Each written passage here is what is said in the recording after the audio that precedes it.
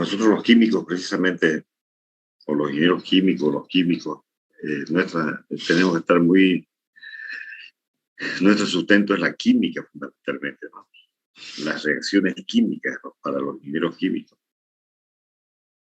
Si bien, tal como se indicó anteriormente, los balances de materia y energía se realizan en cualquier tipo de área, o sea, proceso físico, químico. En la parte del proceso químico tiene que ser ahí, en esa área de conocimiento lo más fuerte para nosotros, porque la única carrera que para ser ingeniero químico, precisamente esa es nuestra línea principal, las reacciones químicas. Y en este caso, hacer el balance de materia con reacción química. Los conceptos que se aplican aquí son similares casi a los relacionados, son idénticos, se utilizan todos los conceptos que se han visto anteriormente con respecto al diagrama de flujo, con respecto a la base de cálculo, con respecto a los grados de libertad, no tengo mucho almacenamiento. Con respecto a los grados de libertad, a los grados de avance. Bueno, los grados de avance es específico para las reacciones químicas. También algunos términos que los vamos a ver dentro de un momento que son específicos para las reacciones químicas, ¿no?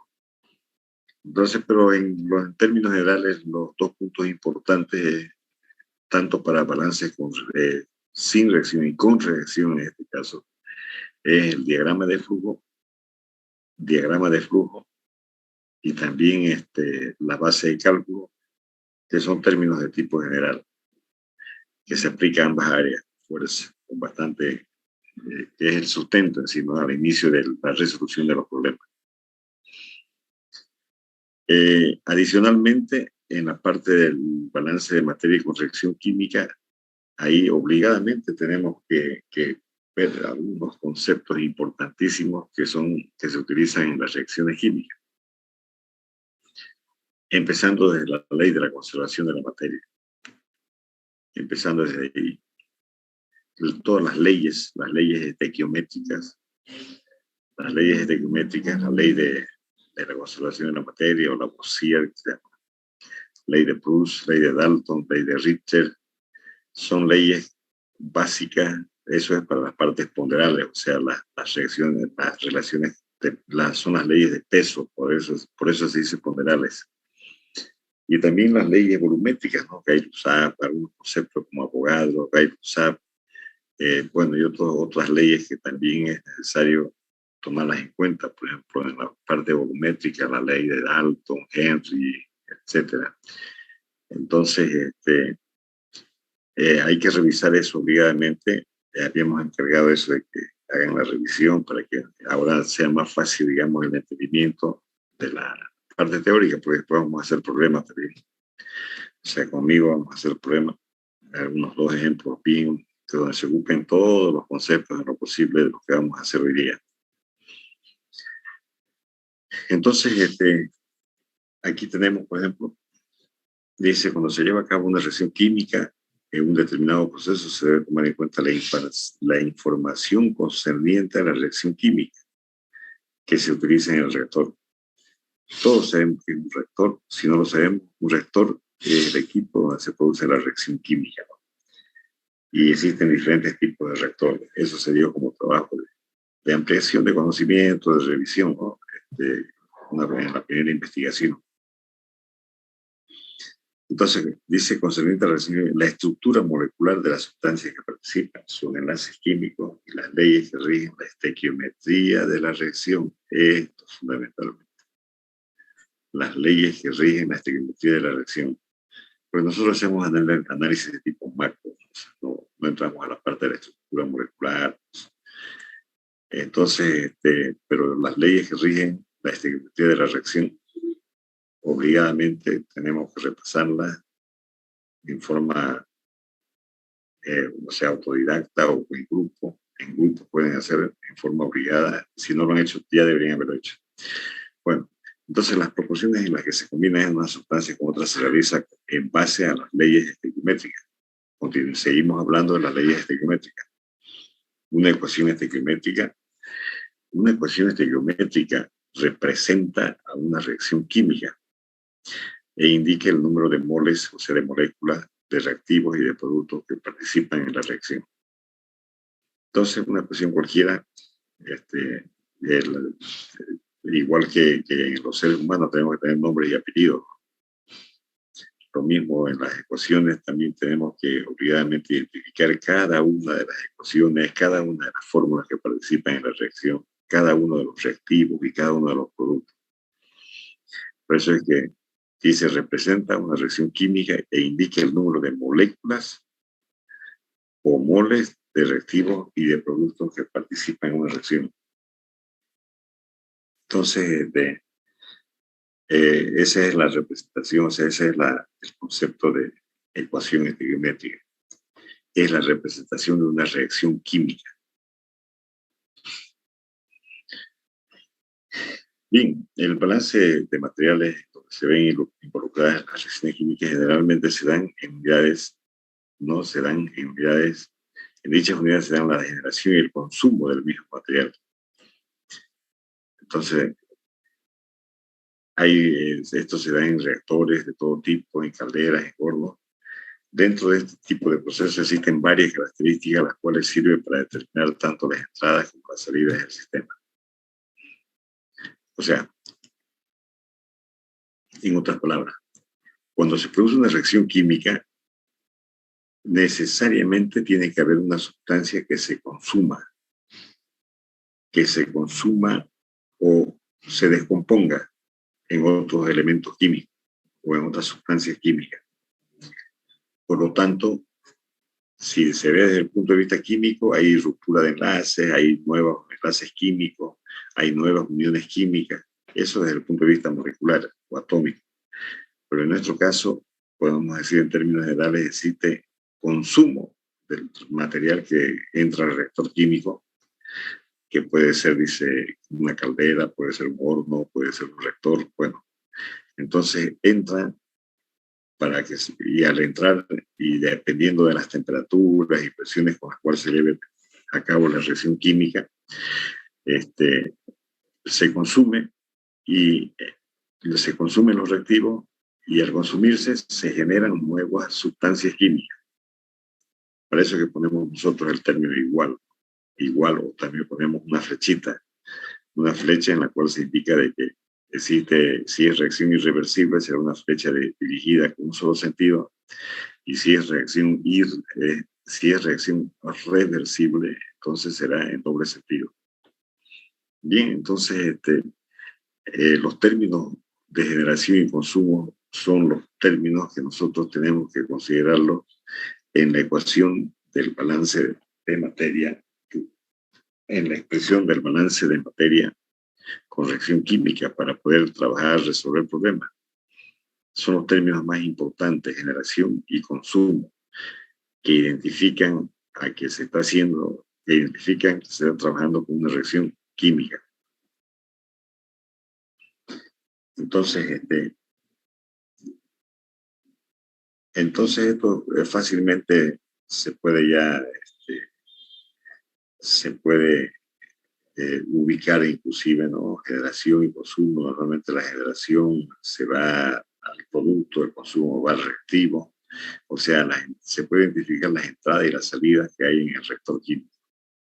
Los consumos hacia los reactivos y la generación hacia los productos, fundamentalmente.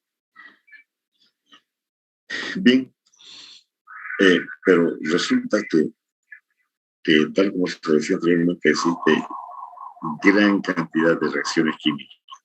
O sea, millones de reacciones químicas, ecuaciones químicas, tantos elementos químicos que existen, y las reacciones entre esos elementos químicos generan nuevos productos, y por lo tanto hay reacciones también de síntesis. En la química orgánica se observa eso, se analiza eso, las reacciones de síntesis, especialmente ruptura de cadenas carbonadas. En la química orgánica, ustedes han visto, los que han llevado ya la química orgánica bien, saben que las cadenas carbonadas, N números de átomos de carbono en una cadena carbonada.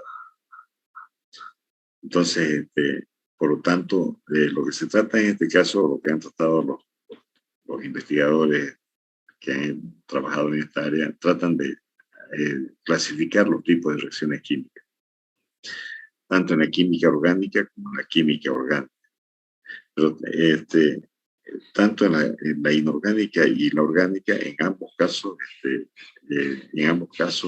obedecen, o sea, tienen lineamiento, tienen cierto lineamiento o cierto procedimientos o ciertas manifestaciones que hacen que se ubiquen en una determinada clase, un determinado tipo. Por ejemplo, las reacciones de síntesis o adición, por ejemplo.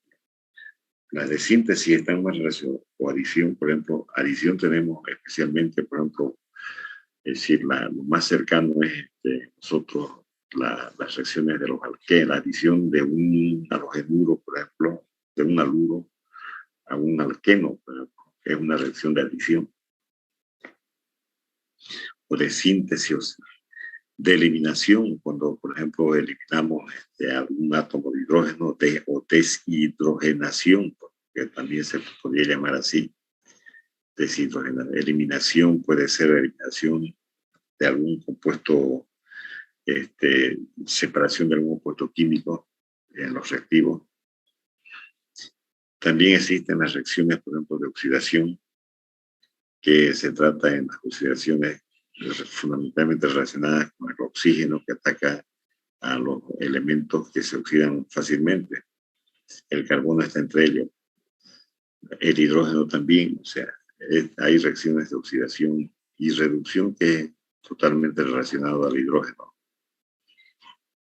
Entonces, fíjense, algunos están relacionados con la química inorgánica, con la química orgánica. Algunos son muy típicos de la química orgánica, como ser, por ejemplo, adición y eliminación. Entonces también hay reacciones de descomposición, tal como indicamos anteriormente. Puede haber un compuesto químico que tiene lógicamente más de dos elementos químicos, y ese compuesto se puede descomponer en los productos. Por ejemplo, el hidróxido de sodio, por así decir, que se puede descomponer en óxido y también en agua. O el caso inverso, agua más hidróxido, agua más óxido, se forma el hidróxido. En este caso sería de descomposición, digamos. Descomposición del ácido clorhídrico en cloro molecular más hidrógeno molecular. Entonces, todas estas reacciones que voy mencionando ya, para muchos de ustedes ya es bastante conocida porque se han llevado en las químicas correspondientes. Lo que estamos haciendo es un recuerdo nada. También existen las reacciones de desplazamiento, ¿no? Sustitución o intercambio iónica, doble sustitución. Las de sustitución, que son típicas también en la química orgánica. Las reacciones de sustitución, eliminación, reacciones de adición. Las iónicas, que son típicas en este caso de los compuestos químicos que forman iones. Entonces, doble sustitución, o sea, se da en el caso, por ejemplo, de la formación de una sal con un óxido. Hay una doble sustitución, o mejor dicho, de un ácido con óxido, un ácido con hidróxido. Entonces, ahí puede haber una doble sustitución en la química inorgánica. Entonces, estos son solamente algunas, se puede indicar de que los procesos o los tipos de reacciones que se consideran más conocidos, digamos, porque también podemos hablar de reacciones de deshidratación, deshidrogenación, halogenación, reacciones, por ejemplo, infinidad de reacciones químicas que se están clasificadas como en subgrupos, ¿no? Entonces, pero aquí están las que se consideran que son más elementales, o sea, que siguen una cierta línea. Oxidación quiere decir participación, por ejemplo, de oxígeno. Oxidación oxida algún elemento. Eliminación, cada uno de estos términos tiene su propia ya definición característica. Entonces, por eso es que es importante, o sea, estamos hablando el balance con reacción química. Entonces, no podemos entrar nosotros a hablar del balance con reacción química si no conocemos los tipos de reacciones químicas que existen. Pues, ¿no? Por eso es que en el programa se dan unas pequeñas referencias sobre esto, sobre los principales tipos de reacciones químicas. A partir ya de este tipo de referencia, podemos entrar a nuestro programa, que es la ecuación del balance de materia con reacción química. Entonces, en este caso, como se decía anteriormente, como en una reacción química puede haber generación y o consumo de las sustancias que participan en la reacción, entonces en el análisis de la ley de la conservación de la materia se debe considerar estos términos para la deducción de la expresión que se utilizará en la resolución del problema. Aquí podemos ver la ecuación del balance, la ley de la conservación de la materia.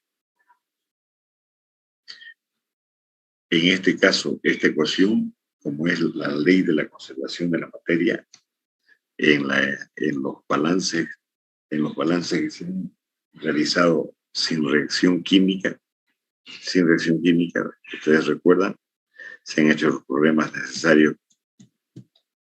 Ahí tenemos, es la misma aplicación, o sea, la misma expresión es lo adecuado, o sea, entrada menos salida, más generación, más consumo, igual a acumulación. Entonces ahí tenemos, por ejemplo, tenemos los dos, la expresión de la ley de la conservación de la materia. Que ahora la utilización de esta expresión es lógicamente diferente a de sin reacción química. O sea, hemos dicho que los procesos sin reacción química son los procesos fundamentalmente físicos, como ser destilación, absorción con B, o sea, procesos de evaporación, procesos de mezclado, centrifugación, etc. Entonces, pues, no existe cambio profundo en la sustancia, en la estructura de la sustancia. En cambio, en este caso, en el balance con reacción química tenemos que se debe considerar la generación y el consumo. En el caso de los sin reacción química, no consideramos estos dos, ni generación ni consumo. Esa es la gran diferencia que existe entre la aplicación de la ley de la conservación de la materia. O sea, esta expresión es de tipo general y esta ecuación también es de tipo general, inclusive para el balance de energía. O sea, la ley de la conservación de la materia y la ley de la conservación de la energía también es similar. Entonces, fíjense que existe aquí una igualdad, ¿no? Igual a las acumulaciones. La entrada menos salida, más generación menos consumo. Este término igual a la acumulación significa que esta es una expresión matemática que todo el primer miembro de esta ecuación debe ser igual al segundo miembro de la ecuación. Si no existiera, por ejemplo, acumulación, entonces tendríamos que reacomodar esta fórmula dependiendo del tipo de problema con el que estemos trabajando. Entonces, a partir de esta expresión matemática de la ley de la conservación, se puede deducir la expresión más adecuada para la resolución del problema, tomando en cuenta los términos de generación y consumo. En ambos casos. En el caso, por ejemplo, si es balance molecular, se debe tomar en cuenta los términos de generación y consumo. Pero si es atómico, entonces la entrada es igual a la salida. Fíjense que es similar. Ocurre en este caso, si es en función de los átomos, similar a lo que ocurre en los balances sin reacción química, ¿no? Solamente en este caso, si hacemos el balance atómico, que se llama. El uno es balance molecular y el otro es balance atómico, donde la entrada es igual a la salida. Porque cada átomo que ingresa en una fórmula química debe ser la cantidad de ese átomo en moles, en gramos, en cualquier unidad de medida, debe ser igual. La entrada debe ser igual a la salida. O sea, a la salida del mismo átomo en la reacción.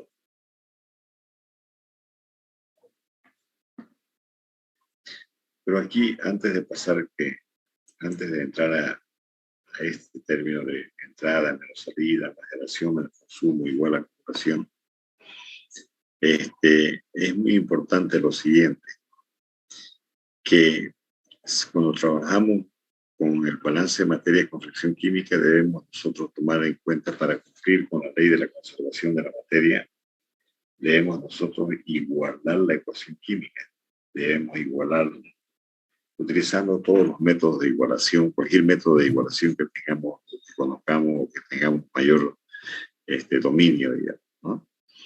Entonces, resulta que para cumplir con la ley se debe igualar la ecuación. Caso contrario, no corre, o sea, no se puede resolver el problema así sin igualar una ecuación, porque se estaría violando la ley de la conservación de la materia. Porque estarían ahí en ese momento apareciendo, o sea, nuevas sustancias o también eliminando algunas sustancias, y eso no es correcto. No sé, o sea, no, la ley de la conservación primeramente debe estar, los elementos que ingresan como reactivos deben ser igual a los que salen en la misma cantidad.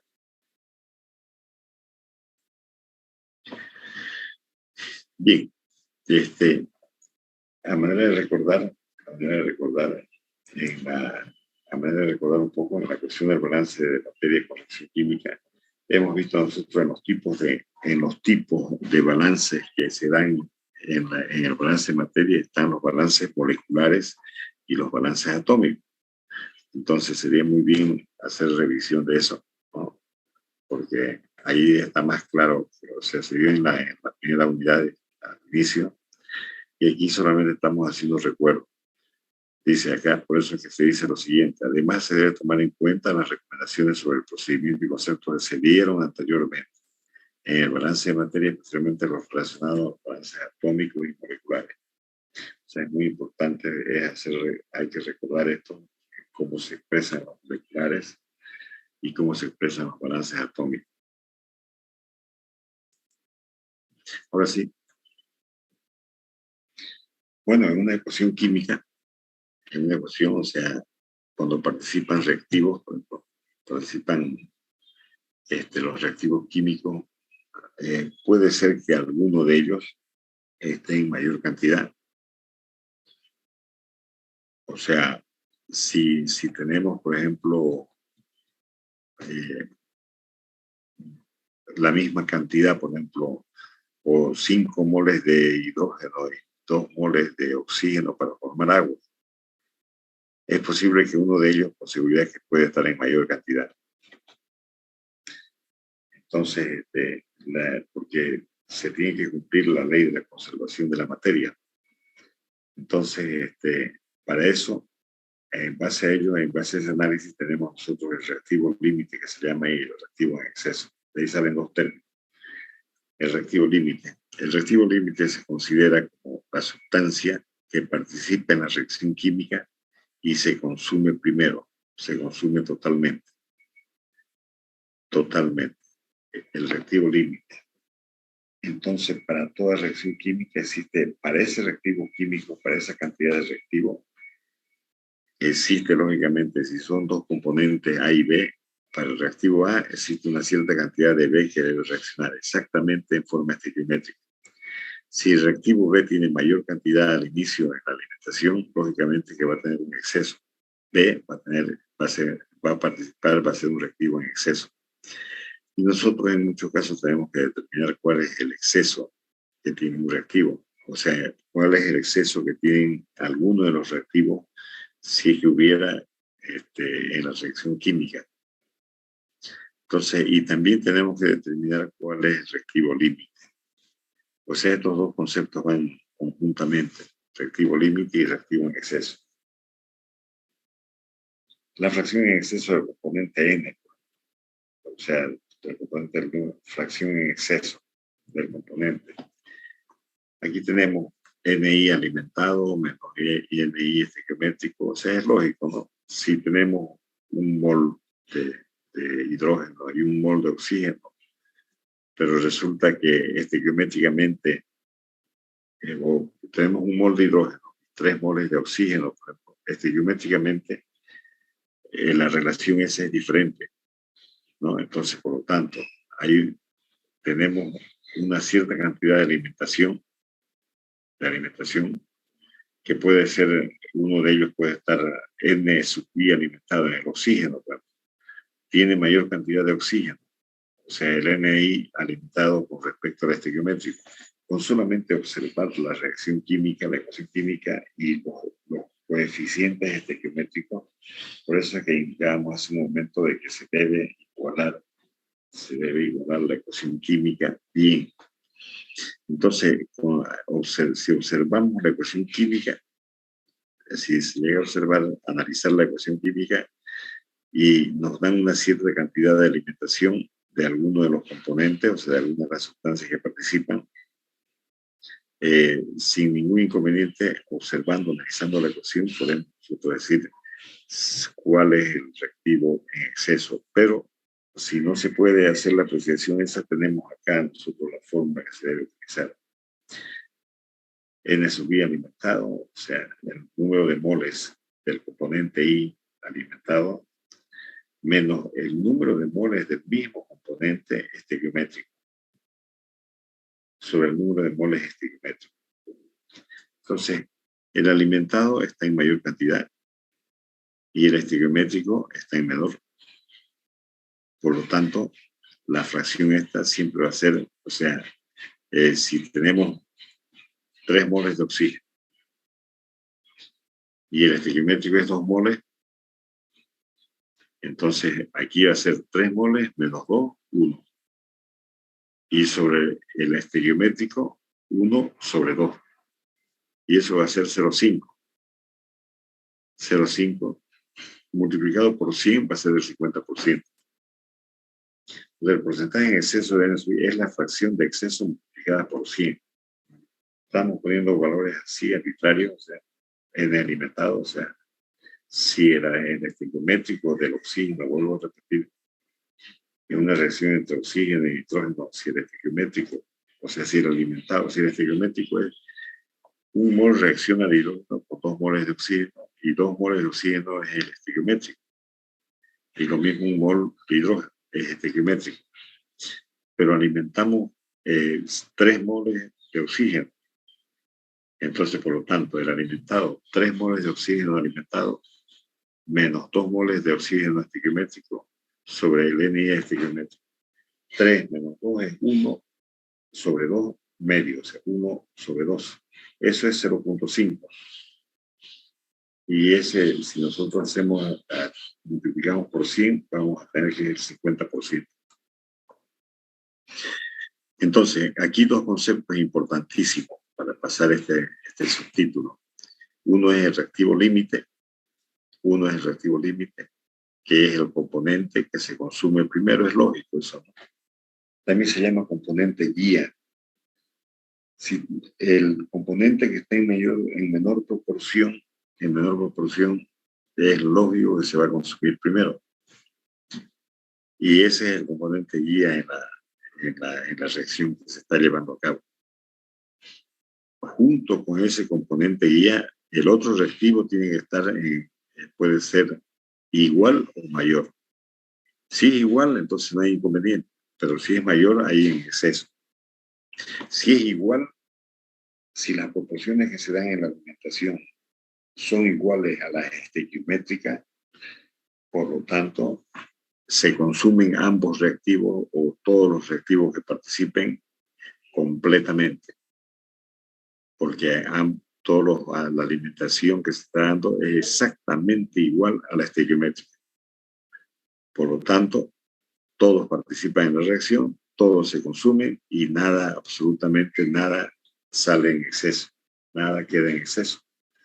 Por lo tanto, ahí la elección del reactivo límite va a ser arbitrario, o sea, uno puede elegir cualquiera de los compuestos químicos que están participando en la reacción química o cualquiera de las sustancias. Pero tal como indicábamos al inicio, si hay uno de ellos que está en mayor cantidad, por lo tanto, nos pueden pedir en un problema cuál es cuál es el exceso, el porcentaje en exceso de dicho reactivo.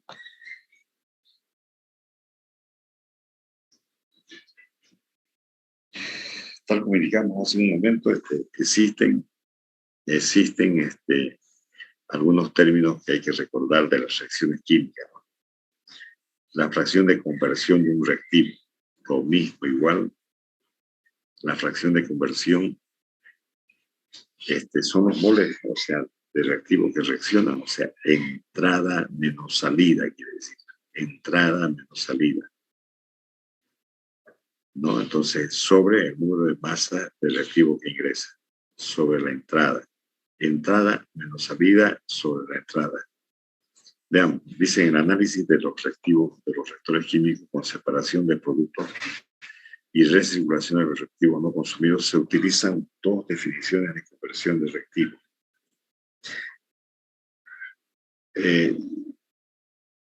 Esta de las dos conversiones se puede hacer conversión en función del proceso completo o de una sola unidad. A eso se refiere. La conversión es la fracción, conceptualmente. La conversión es la fracción de la alimentación. El concepto es el mismo, la aplicación es la misma para ambos casos. Entonces, la conversión es la fracción de la alimentación o de algún material clave de la alimentación que se convierte en producto. Entonces, porcentaje de conversión. Ahí tenemos una conversión, por ejemplo, del 90% del reactivo de algún reactivo. Significa que el 90%, o sea, que el 10% sale como producto. O sea, sale como un producto, como reactivo que no se consumió. ¿Por qué? Ese mismo reactivo, si entran 100 y se consumen 90, entonces tenemos que 100 menos 90 se consumieron, la entrada es 100 y la salida es 90, o sea, sale 90. Por lo tanto, si sale 90 moles de masa de reactivo que reacciona, solamente se consume el 90, entonces el 10% sale como producto. Sin embargo, el resto se consume totalmente, el 90%. Si decimos que es el 90% de conversión, o sea, de fracción de conversión, entonces la relación matemática es esta, la que tenemos acá escrita. Los moles o masa de reactivo que reacciona, entrada menos salida sobre entrada. Eso va a ser por 100. Ya se convierte, en este caso, como porcentaje de conversión. Este concepto se utiliza bastante, casi en la realidad, casi todas las reacciones químicas, no, la mayor parte no se llegan a consumir totalmente. O sea, si analizamos el tema, el punto como no se llegan a consumir totalmente, entonces, por lo tanto, tal como indicamos hace un momento, de 100 se consumen 90. Entonces, por lo tanto, 100 menos 90, igual, o sea, lo que sale sin consumir. Y por eso es que en muchos casos se tiene que hacer la recirculación de dichos reactivos, y son unidades múltiples. Se convierte en unidades múltiples. Entonces, y eso dividido por el reactivo que ingresa, tenemos ahí el porcentaje de conversión. O sea, el porcentaje de conversión es una fracción del mismo reactivo. Es una fracción que en el numerador, en este caso, en la masa, el numerador o la masa del reactivo que reacciona es entrada del reactivo menos salida del reactivo sobre entrada del reactivo. Entonces tenemos una fracción de conversión bien clara, o sea, hay que tener el concepto claro para poder hacer los problemas.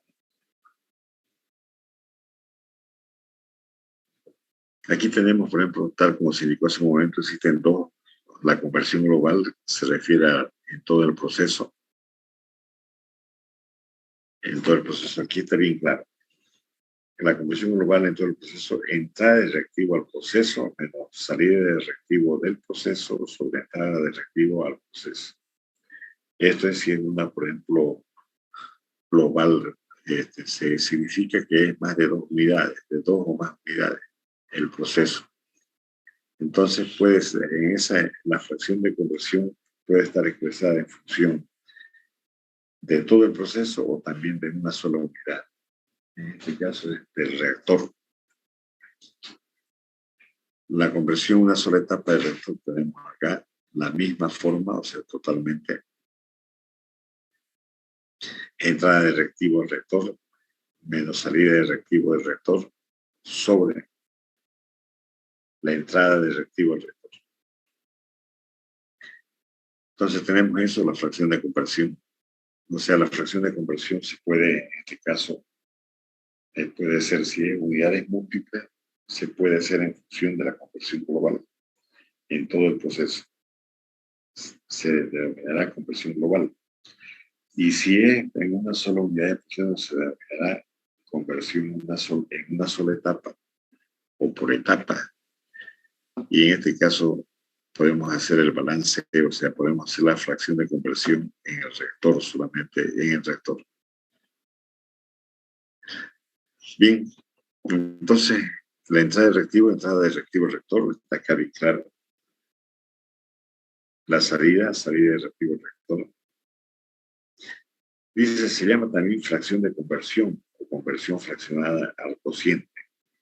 Moles consumidos. Moles consumidos. Es lo mismo de acá arriba, moles o masa de reactivo que reacciona. O sea, entre lo que entra y lo que sale, ¿qué es lo que queda? O sea, ¿qué es lo que se pierde? Es lo que se consume.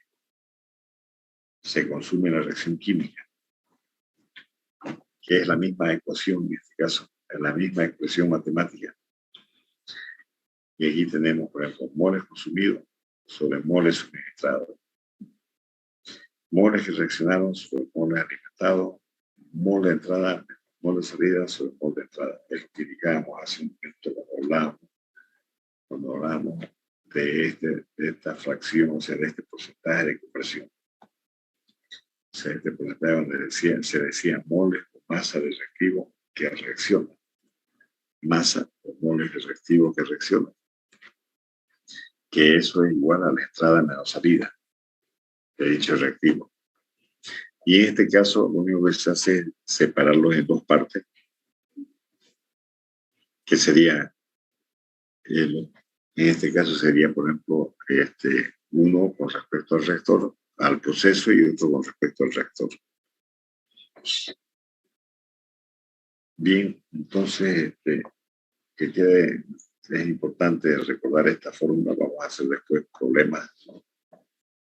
Entonces también se va a hacer con Roy, pero el concepto, que quede claro de que la fracción de conversión, entonces es la entrada menos salida sobre entrada. Entrada de reactivo a alimentación menos consumo, menos reactivo, o sea, sobre entrada.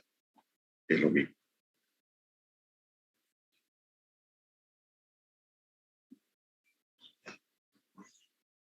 Otro término que se ocupa, que vamos a utilizar en la resolución de problemas, es el grado de avance de la reacción, que se simboliza con este tipo epsilon. Se llama grado de avance, ¿no? Tiene las mismas unidades que n número de moles, n sub 0. Este término que se expresa así tiene las mismas unidades que n y ni sub 0. Las mismas unidades. Son los moles de la especie en la alimentación, y B sub I, que está de acá, se denomina coeficiente, o sea, es el coeficiente estequiométrico de este elemento I, de la especie I. Entonces, esta es la expresión matemática que se la utiliza para determinar el grado de avance de la reacción, es decir, determinar la cantidad del número de moles que existe de una especie química en un determinado tiempo. Entonces, ahí tenemos en un determinado instante. Entonces entran Ni sub 0, cierta cantidad de moles iniciales. Si conocemos el grado de avance, y si no, pero tenemos esta cantidad de N sub I que nos proporciona despejando epsilon, o sea, despejando la E, podemos determinar el grado de avance. Esta fórmula se utiliza para los reactivos, porque para los productos es positivo. O sea, la ecuación química para los productos sería positiva. Entonces, si se conocen las cantidades alimentadas y también cualquier valor de N sub I, es posible calcular, o sea, aquí dice claramente, si se conocen las cantidades alimentadas, o sea, qué cantidad alimentada, o sea, N sub I, y también cualquier valor de, o sea, y también cualquier valor de N sub I, o sea, N sub I alimentada, esta es la de alimentada N sub I 0, y N sub I es también cualquier valor de N sub I, o sea, cualquier valor que tengamos en determinado instante. Es posible calcular el grado de avance de la reacción, aplicando las ecuaciones citadas al componente para el cual se conoce N sub I en un determinado tiempo. Esta fórmula vamos a hacer ejercicios con esta fórmula. Negativo, o sea, es para los reactivos, y positivo es para los productos. Aquí tenemos, por ejemplo, la fórmula más completa. La fórmula más completa, determinación del grado de avance. En la misma fórmula, pero con más completa.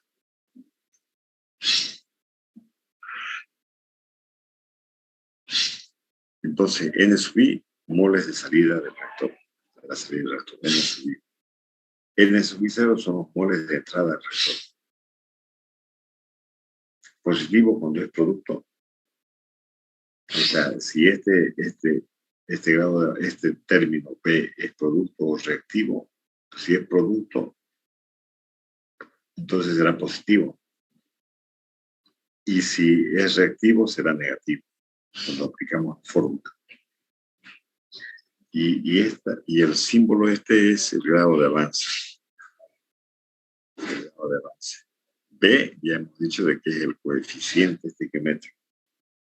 Es el coeficiente estequiométrico. Entonces, dada una cierta reacción química, nos pueden pedir el grado de avance. Tenemos que aplicar esta fórmula. Hacer el análisis de los datos y aplicar esta fórmula. Y los datos son los N sub I, por ejemplo, o los N sub I 0, son los datos. Y nos piden determinar el grado de avance, escribimos la ecuación y determinamos este término, epsilon.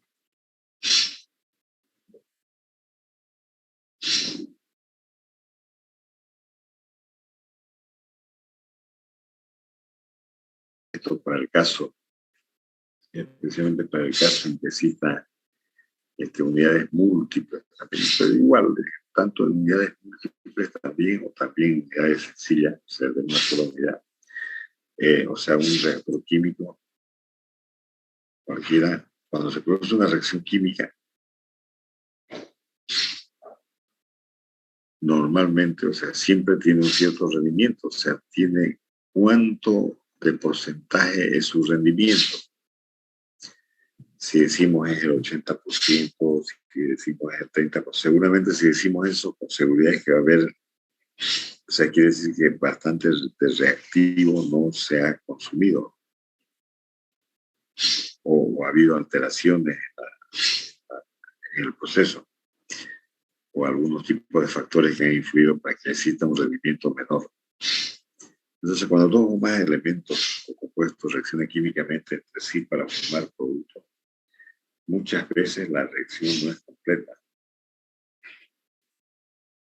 Es decir, los reactivos no se consumen totalmente. O no toda la cantidad de reactivos limitantes reacciona para formar productos.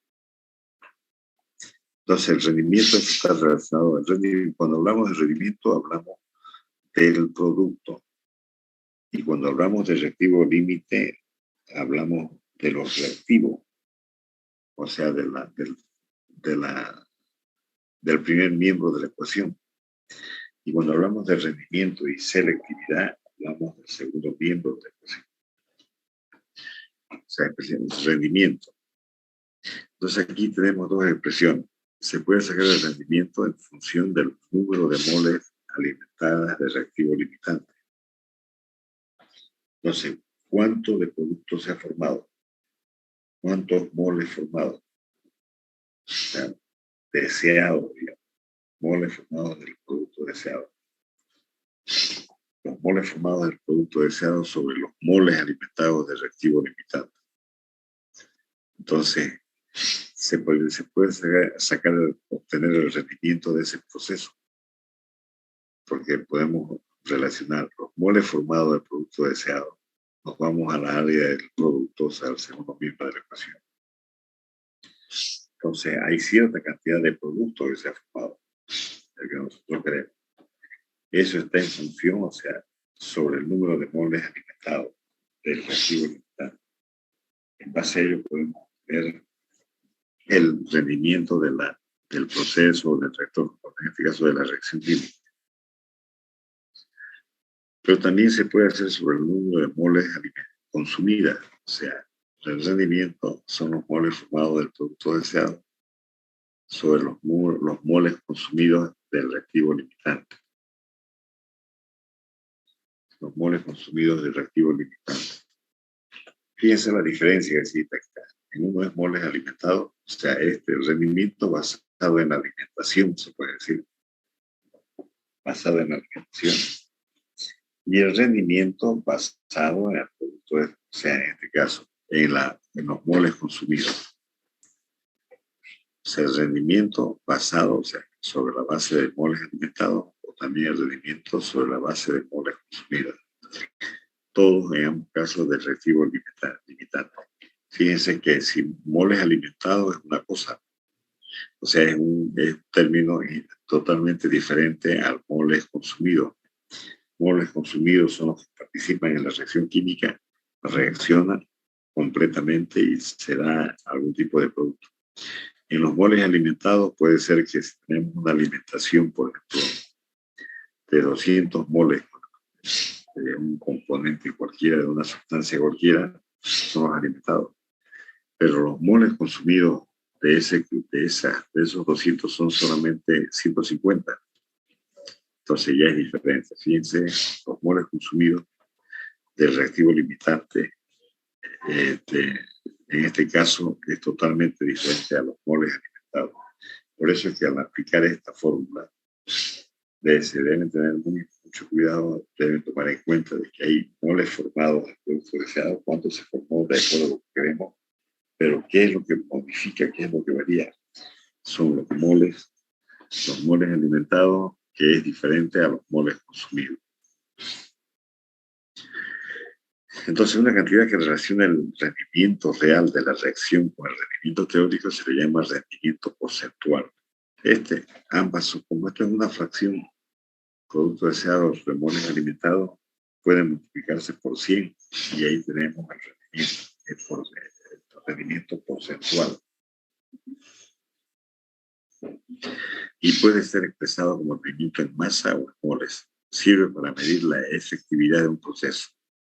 Sirve para medir la efectividad de un proceso. Tenemos acá, por ejemplo, el rendimiento real de la reacción. Menor o igual que el rendimiento teórico. Menor o igual. El rendimiento teórico está basado en la parte estequiométrica, totalmente. Y a partir de ahí, o sea, el rendimiento real de la reacción, cuánto es el producto que se ha obtenido. Todo en base a la parte estequiométrica o a los datos que nos proporcionan. Entonces, el rendimiento real de la reacción va a ser, por ejemplo, quizás el 90% o el 80%, el 30%. ¿Qué quiere decir? Que son los moles formados del producto deseado, son los moles alimentados y está en base a la alimentación.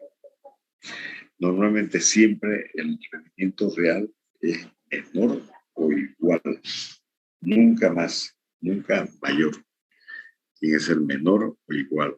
O sea, el rendimiento, cuando hablamos de rendimiento, hablamos del 100%. El rendimiento 100% quiere decir que fue a full, completo. Todo se consumió.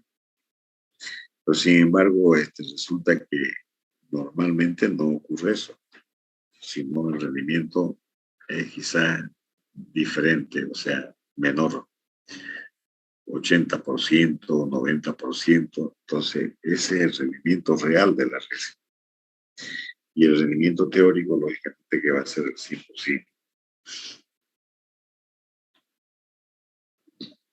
Entonces, el concepto de rendimiento hay que tomarlo en cuenta para la resolución de problemas, ¿no?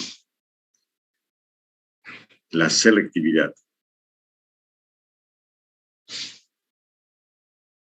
Es el cociente. Tenemos ahí los moles formados del producto deseado, moles formados del producto indeseado.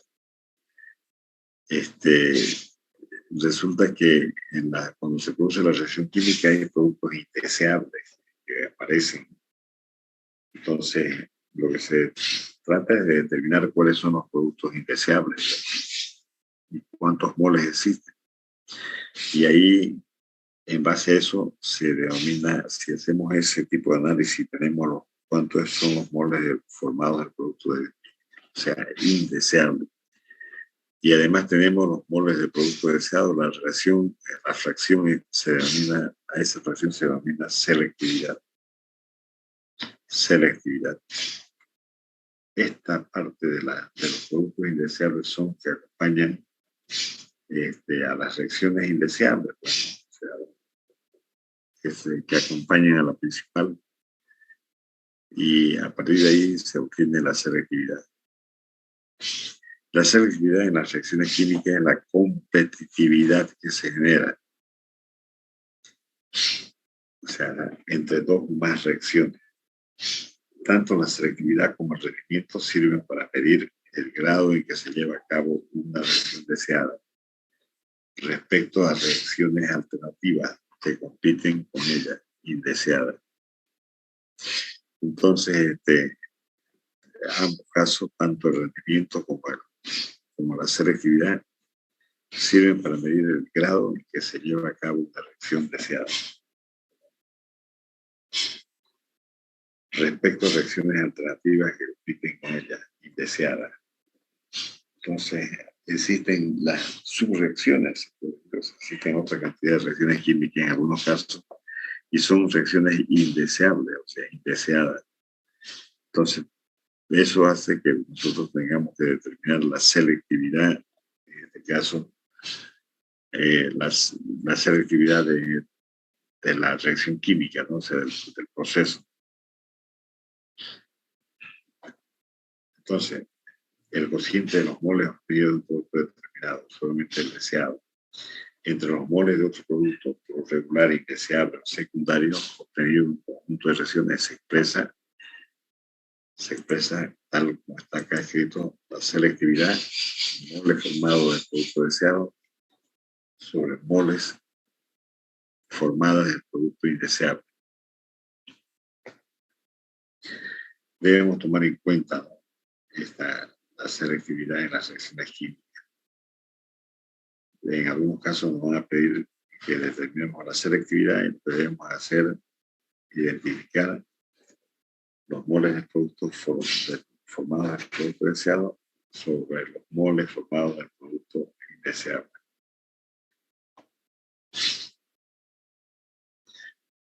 Los grados de libertad, famoso grado de libertad, siempre eso lo tenemos conocimiento en procesos físicos, cómo se determina. Su fórmula general es número de incógnita menos número de ecuaciones independientes. Y aquí tenemos n sub d, es grado de libertad en sí. Eso es grado de libertad.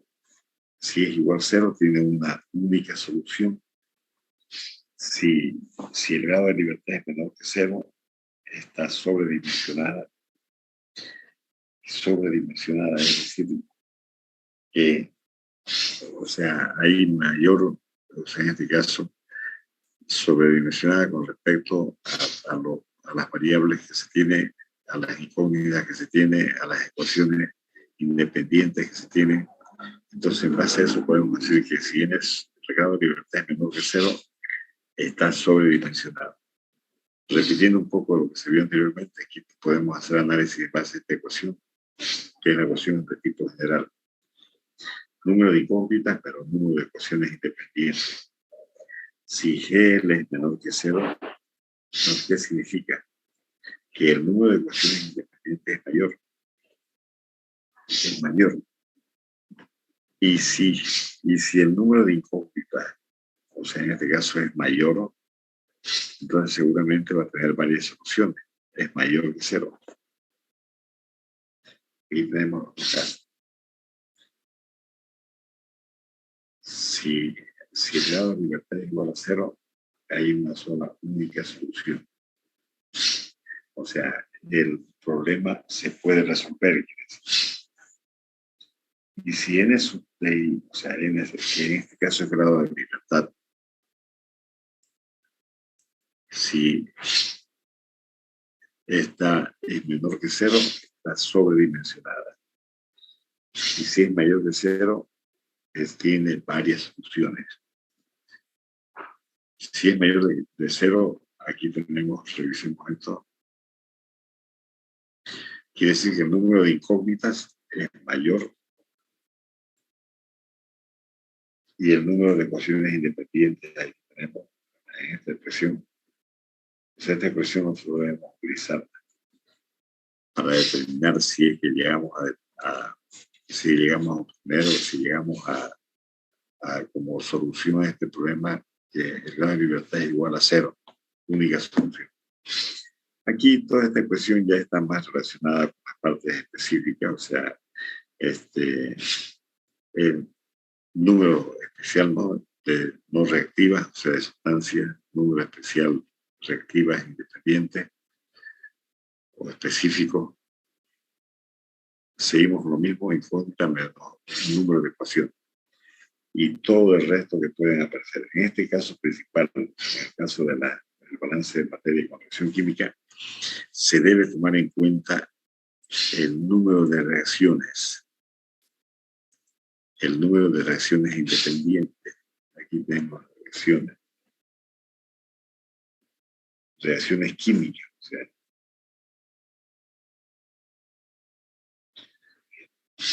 lo demás, entonces ya eso, no hay problema.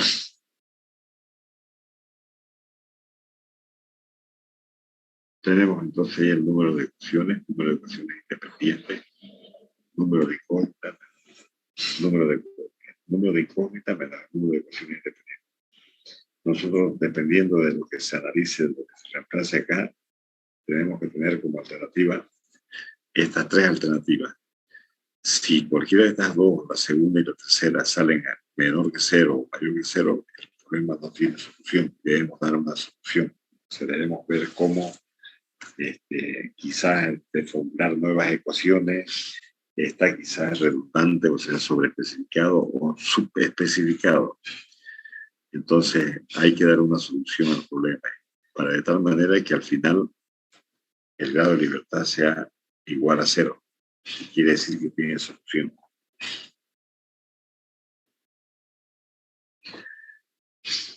Bien, tenemos las reacciones de combustión.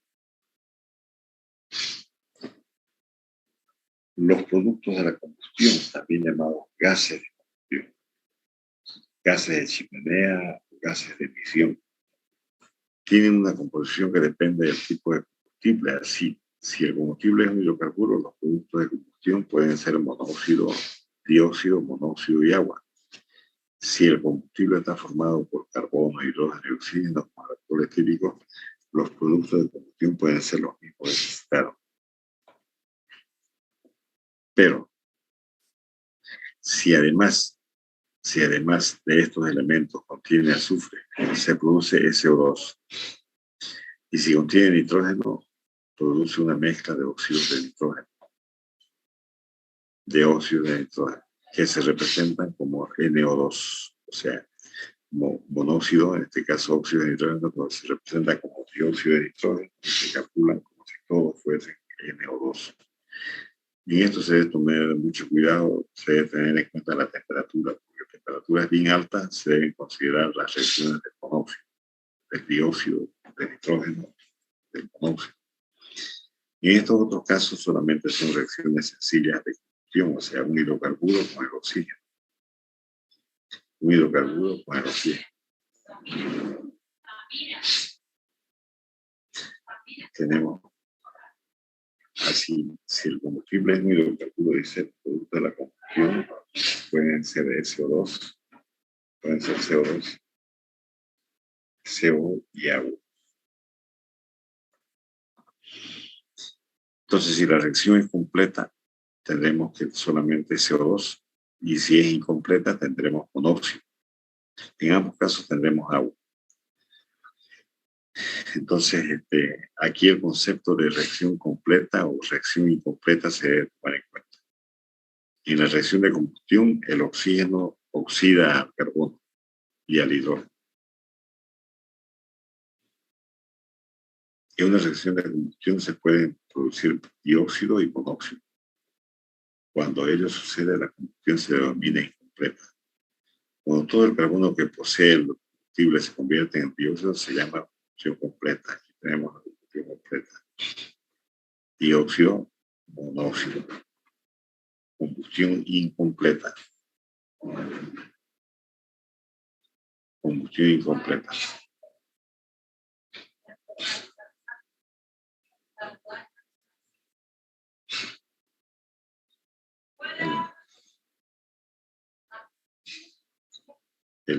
Tenemos el metano más el oxígeno. Fíjense que el oxígeno oxida al metano para formar, oxida al carbono del metano. Eso es lo correcto. El oxígeno oxida al carbono y forma el dióxido de carbono. El oxígeno oxida al hidrógeno y forma agua. Entonces tenemos ahí una reacción de un hidrocarburo con el oxígeno, donde el oxígeno es un tipo de reacciones de oxidación, tal como indicábamos anteriormente al inicio de la clase. Existen las reacciones las reacciones de oxidación, y en este caso las principales son aquellas de las reacciones de combustión de los hidrocarburos. Y en este otro caso tenemos el monóxido, que es una reacción incompleta. De la misma manera, el oxígeno reacciona con el hidrógeno y el oxígeno reacciona con el carbono. Y ahí tenemos la ecuación correspondiente. O sea, en las reacciones de combustión tenemos dos tipos de reacciones: la incompleta y combustión completa, incompleta y completa. Bueno, esto es base húmeda y base seca. Quizás en la parte de físico-química se interpretó bastante. Entonces, base húmeda quiere decir que en la composición de los gases, ¿no? De los gases de chimenea, que se llaman, contiene agua, y base seca no tiene agua. O sea, el gas, cuando se produce una combustión, se produce gas. O sea, se genera gas.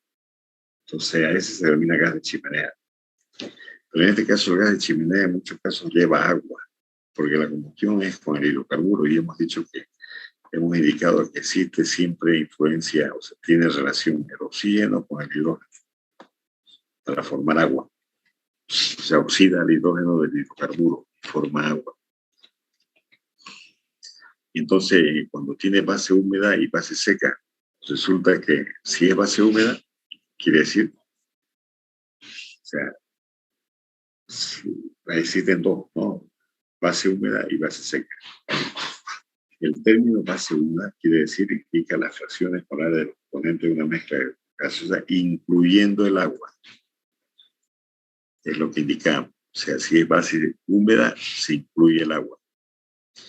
Y si es base seca, no, se indican las fracciones polares del mismo gas sin considerar el agua que contiene. Existe un dispositivo llamado analizador ORSAT. O sea, por eso que le dicen a veces gases. Por el método ORSAT se obtienen los gases de chimenea ORSAT. Quiere decir, ahí está. Aquí tienen tanto el dióxido, el oxígeno y el monóxido, pero en base seca, solamente en base seca. Así que debemos tener cuidado, no es no hay humedad, no hay agua de por medio. El análisis ORSAT significa si un enunciado de un problema nos dicen que la reacción es en base con el método ORSAT, entonces por simple deducción debemos considerar que es en base seca. Entonces, base húmeda para los gases significa que lleva agua y base seca que no lleva agua en la composición de los gases de chimenea, o en las reacciones de combustión, en otras palabras.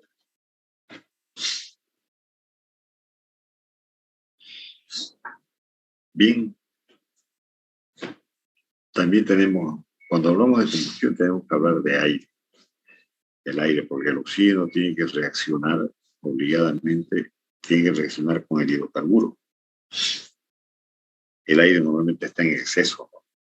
Por eso es que se lo considera normalmente, muy rara vez puede ser un reactivo límite que determine la finalización de la reacción en forma al comienzo, o sea, mejor dicho, que el que se consuma más rápidamente sea el oxígeno, y se termina, se incluye el material, o sea, el oxígeno, el gas. Normalmente el oxígeno es parte del aire, entonces por lo tanto viene en gran cantidad y siempre hay que determinar el exceso. Tenemos, si se habla de aire, este concepto es importante tomar en cuenta, aparte de lo que se llama en exceso, tenemos que tomar en cuenta lo que se llama aire teórico y oxígeno teórico. El oxígeno teórico es la cantidad, o sea, ¿no? Es la cantidad de aire que contiene, en este caso, el oxígeno teórico para efectuar la combustión completa del combustible.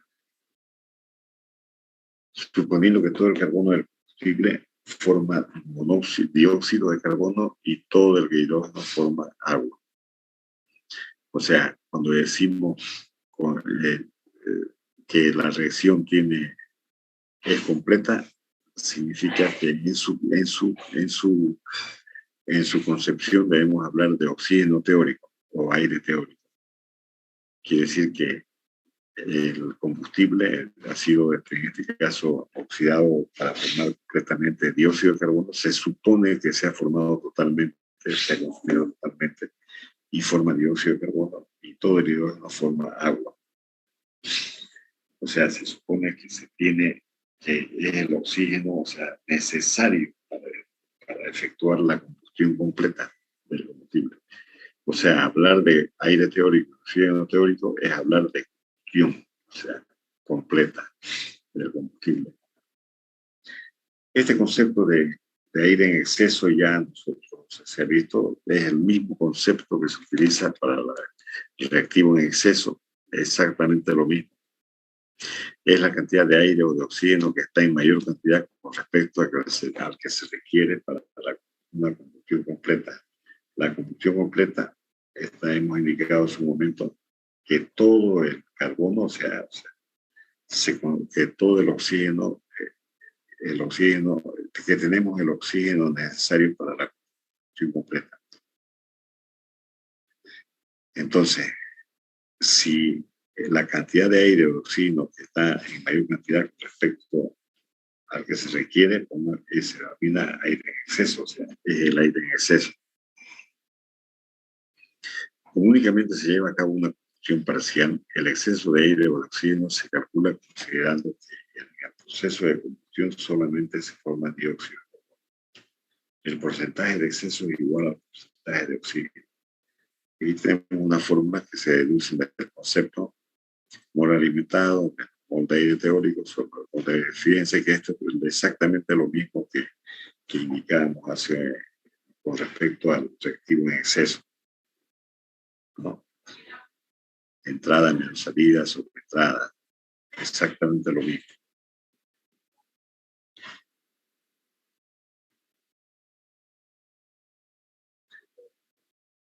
Bien, entonces hemos llegado a la parte de resolución del problema.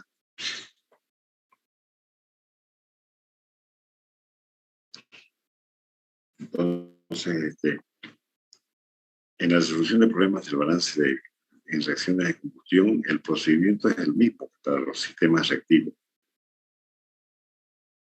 Pero teniendo en cuenta estos puntos, el nitrógeno sale, hay que tomar en cuenta en las reacciones de combustión, el nitrógeno sale del reactor tal como es, o sea, es un elemento inerte. En la salida del reactor debe considerarse el oxígeno que no reacciona y el combustible que no se consume. O sea, en el diagrama de flujo, ¿no? Se debe considerar, si no se consume todo el oxígeno, si hay en exceso, debe considerarse en el diagrama de flujo en la parte de los productos. Y también si tiene un grado de compresión determinado, o sea, entonces, por lo tanto, el 90%, digamos, de la reacción significa que también el combustible sale como producto. Es exactamente lo mismo que se ha visto en este caso en el balance de materias sin reacción química. Es totalmente, el tratamiento es el mismo, todo lo que entra debe ser igual a lo que sale. Y en este caso, si es con reacción química, se debe tomar en cuenta la generación y el consumo. Y además, en las reacciones de combustión, entonces tenemos que aparece el nitrógeno, que aparece con el aire, se debe considerar como inerte. Y en la salida, si no se consume todo el oxígeno en la reacción, entonces, por lo tanto, debe considerarse en la salida. Porque nada se pierde, nada se gana, todo se transforma. Esa es la ley de la conservación de la materia. Y el combustible también, si no reacciona todo el combustible en lo reactivo, como reactivo, entonces, por lo tanto, todo lo que no se consume debe ir como producto. El porcentaje de aire en exceso y el porcentaje de oxígeno en exceso tienen el mismo valor numérico. Eso es con los problemas vamos a definir. Si solo sucede una reacción, se pueden usar indistintamente balances para especies moleculares o para especies atómicas. O sea, aquí en la resolución de problemas de combustión podemos utilizar balances moleculares o atómicas. Cuando se producen varias reacciones, dice que se indica que es más conveniente los balances para especies atómicas. O sea, se hace el balance atómico. En el primer caso hacemos balances moleculares y en el segundo, cuando son varias reacciones químicas, podemos hacer balances atómicos. Pero eso no es una regla, eso no es algo, no es un límite, sino también puede haber mixto. O sea, en la resolución de problemas podemos aplicar ambos métodos, moleculares y atómicos. Entonces, mucho depende de las referencias que se dan en la reacción química. Pero en términos generales tenemos de que cuando es una reacción química se utilizan normalmente los balances moleculares, o sea, para cada una de las especies que participan en la reacción. Y si son varias reacciones químicas, entonces utilizamos los balances atómicos. Aquí tenemos, por ejemplo, un diagrama de flujo de un proceso químico. En general, un mezclador, un evaporador, un reactor químico. X y Y se produce la reacción. Aquí no, solamente es una mezcla. Ambos van, aquí seguramente tiene que haber una temperatura, una presión que haga que la sustancia internamente, al incrementar la temperatura o disminuir, se llega a producir la reacción química entre X y Y. Como resultado de eso tenemos un producto, o sea, hay generación acá de nuevos productos y hay consumo de X y Y. Pero en este caso hay un previo, o sea, una unidad de proceso que es un mezclador, que es un proceso físico. Y este es un proceso químico y este es un proceso físico. Entonces, el que nos interesa en este momento es el reactor químico. Existen reactivos y existen productos. Aquí el evaporador del producto puede ser alguna sustancia que tenga, por ejemplo, agua, o alguna sustancia que queremos que nosotros necesitemos separarla para dar el producto final que es el. Entonces, es un diagrama de flujo de un proceso químico cualquiera en el cual lleva en todos los procesos. En los procesos químicos siempre tiene que haber un equipo donde se produce la reacción química. Tiene que haber reacción química. Esto ya lo hemos visto en la parte inicial, o sea, tenemos aquí un reactor químico, tenemos un separador, un reciclado similar en forma similar a lo que se hizo balance de materia sin reacción química. Existe una derivación también, ya sabemos que es reciclado, o sea, existe cierta sustancia que no se consumió acá, que necesitamos reciclarla y vuelve nuevamente al mezclador. También en la derivación existe quizás alguna sustancia que nosotros queramos mantener su naturaleza, o sea, para que nuevamente vuelva aquí a mezclarse con los productos de reacción, para darle quizás un mejor sabor, olor. Entonces, por lo tanto, hacemos una pequeña desviación, una derivación, similar a lo que ocurre con reacción química. Y por último, tenemos todo lo relacionado aquí. Aquí tenemos al purgado. Entonces, como adicional, tenemos entonces reciclado, tenemos derivación y tenemos purgado. Se produce el reciclaje, fíjense, en el reciclado se produce el purgado de alguna sustancia que nosotros no queramos, que no se quiera tenerla presente, o sea, se purga sustancias indeseables. Entonces, tenemos acá la alimentación nueva, o sea, alimentación al proceso, producto bruto, el reactor químico, el mezclador y el separador. El reciclado se requiere para fortalecer, para nuevamente alimentar al reactor químico. Se alimenta el reactor, se alimenta en este caso a la alimentación nueva, se la alimenta y lógicamente entran al reactor, que dependiendo ya de las condiciones de operación puede haber reacción química. Y finalizando totalmente con la cuestión del producto. O sea, el producto bruto es que hay que separar acá todo lo indeseable o producto que contenga, en este caso no indeseable, sino producto que contenga parte de alimentación que no reaccionó. Entonces, y eso se tiene que reciclar.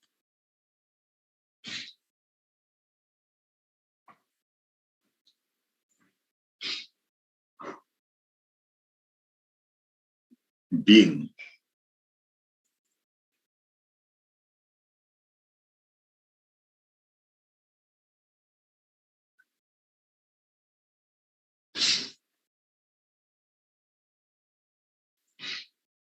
Bien, joven.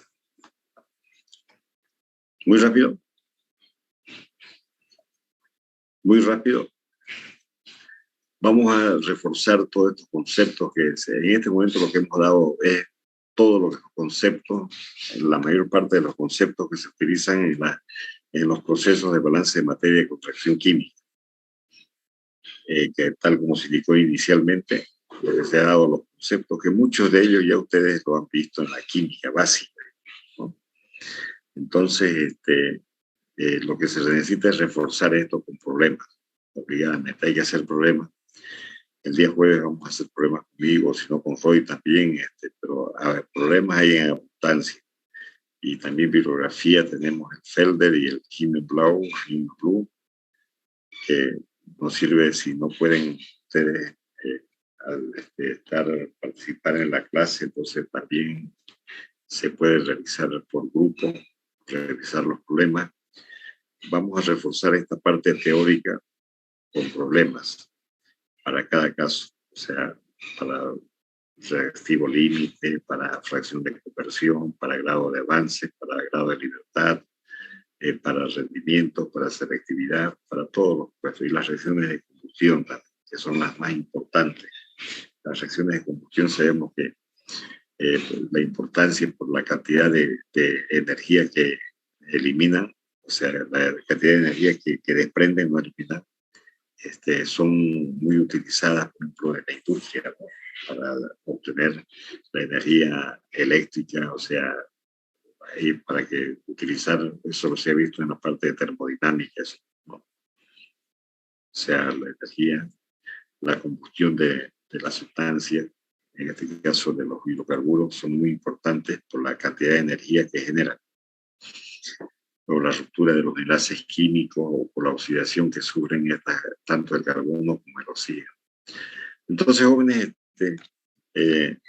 no queda más, o sea, tenemos, lo único que hay que hacer es problemas y problemas. Balance de materia y energía es puros problemas en cantidad.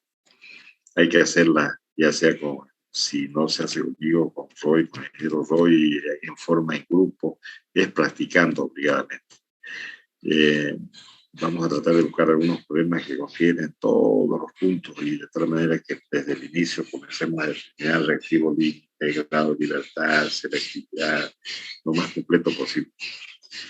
En base a ello, jóvenes, si alguna pregunta, a ver, ¿se entendió o no se entendió el mensaje? O sea, el enfoque. ¿Sí?